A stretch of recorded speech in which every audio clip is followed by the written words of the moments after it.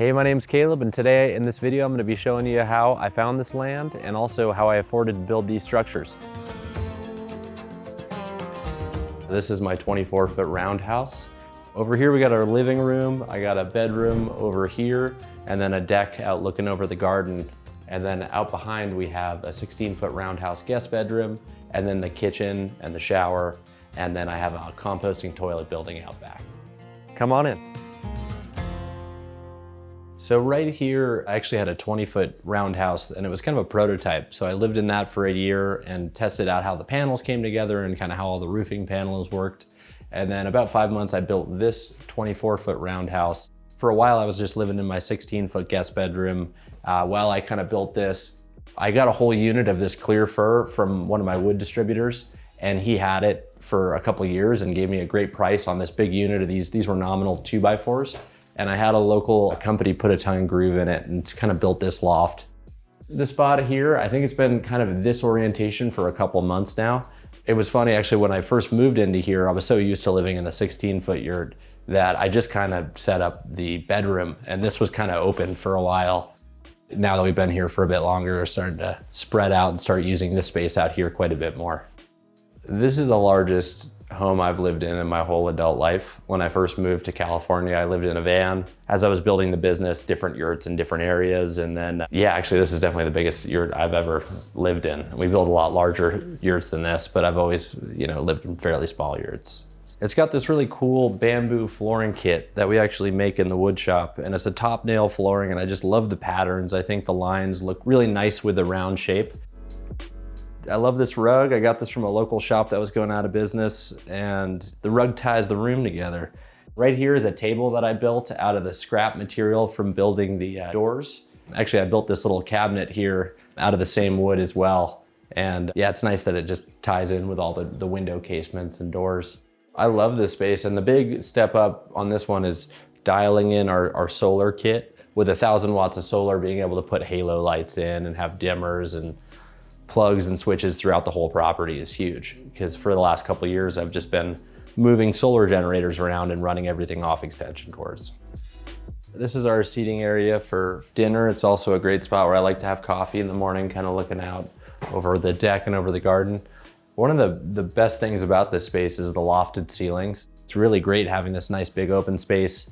When my folks came out to visit from Maine, it was great. We, hung out in here and played board games, and that was a lot of fun.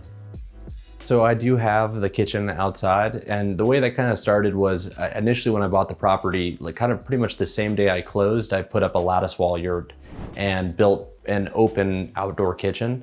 And then as time has progressed, I kind of put a front on it and kind of just like scabbed it, it made the structure larger and closed it in. And so when I put this up, I thought about putting the kitchen inside, but I already had that building over there. And it is nice too to just keep this like clean of any, I like to cook a lot of steak and fish and that sort of stuff. And so to keep that kind of in that building is nice, and keep this just nice and clean and open. So this is the bedroom here. And we thought about putting the bed up in the loft area, but going up and down the stairs, also our dog sleeps sometimes on the foot of the bed. And so he definitely couldn't get up there. The loft is really more of like a napping area or, a storage area. But yeah, this layout's worked really nicely. And the way I kind of framed and designed it is that all the lines and everything kind of just works with a round space. So all these joists come to kind of more or less a center piece. And so they all just kind of ray out. And with that, I was able to mirror kind of the same pattern that's on the floor up into the loft. So this is a queen size bed here. I picked this location and actually framed this out so that this bed could slide right between these two 4x4 posts. I like this location because it's got ample walking room around the curve of the yurt. And then we've got the two windows here, so we can look out at night. So I had more of that same fir that I used for all the paneling and the joists. And so I made this pocket door with that same shiplap. And this was my first, attempt at making a pocket door. And it worked out really nicely. And I think for a space like this, a pocket door, and usually, it's covered on both sides. I like to look at the door, so I left it exposed on this side. But it's a great way to save space because you don't have that radius where it's, in swinging or out swinging. So that way it just kind of tucks away when we're not using it. It's nice at night to be able to close that up, keep the heat in the winter. So we have a his and hers dresser here. We both don't have a whole lot of clothes, so most of everything fits in here. And then I do have kind of like a small container up in the woods over here where I put all my winter clothes and my snowboard and that sort of stuff. And this has been a really comfortable spot. I actually heat with a diesel heater, and it's actually behind that chair there.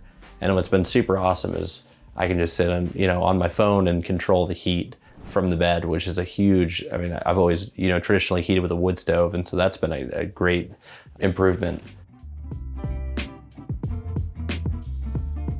It's built with modular curved panels on the inside. Then there's 3 inches of polyiso insulation in the wall. And then there's sheathing, and then there's this exterior fabric. I will be doing cedar shakes on the outside of this in the future. The roof is 20 gauge galvanized metal, and then the top is an acrylic dome tinted skylight. The benefits of the galvanized roof is that's a 50, 60-year roof that's on there. It's much thicker than a traditional metal roof that you would put on a standard home. And the reason it's so much thicker is because we had them made custom for this size and this project, and I wanted to go thicker on that material. So they're a little heavy getting them up there, but once they're up there, you don't have to mess with them again.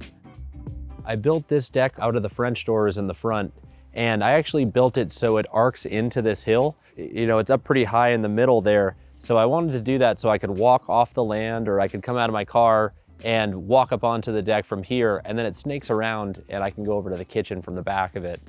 I got all this cedar locally, and I built it with the wire railings so you could see underneath the railings. And it's cool because it looks down on my garden as well as my orchard that I planted last year. And then I also have a cedar hot tub that I built, and it's great in the wintertime. It's all off grid, so I can pump water from my well into it. And then it has a submersible stainless steel wood stove that lives inside the water, and so you can get that ripping. So I'll be clearing the land out here, and I can be kind of feeding that. And then end of the night, I can hop in there and have a soak.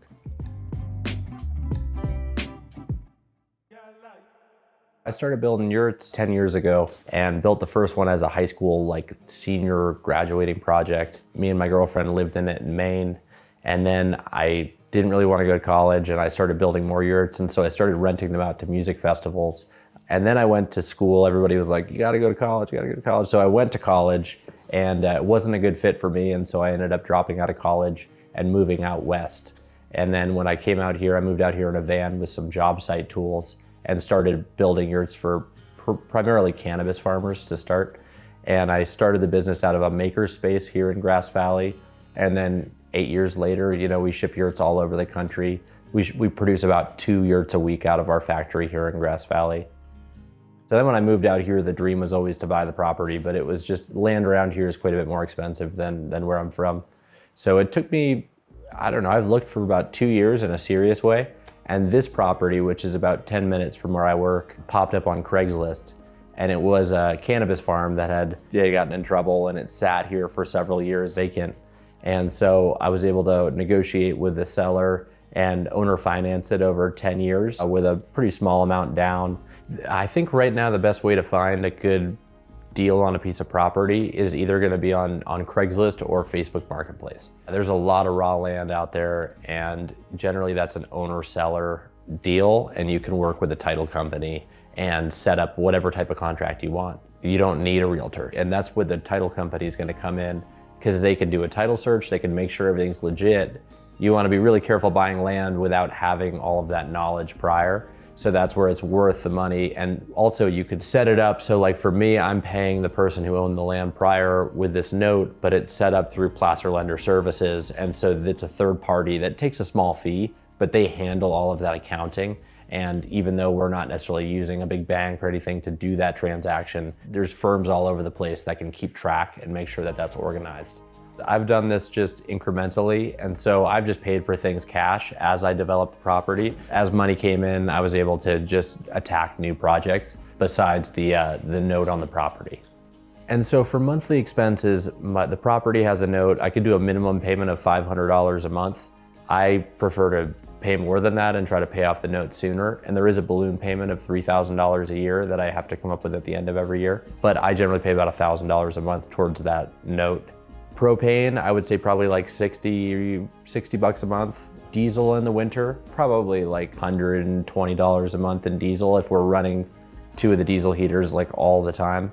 And then the solar, I'm probably like $6,000 into my solar system here. And then I hired a friend to wire up all the structures here with me. And so that was an upfront cost. The solar is how I get all the electricity, so I don't have to pay anything for that anymore. The water is from the well, and we use the solar to pump that up to holding tanks. Or with our garden, we just actually pump directly from the well and then irrigate the garden with that water. Overhead besides build projects is very low. I mean, just a few $100s a month plus, the thousands, so maybe $1,200, $1,300 a month in just, living expenses to be out here on this land.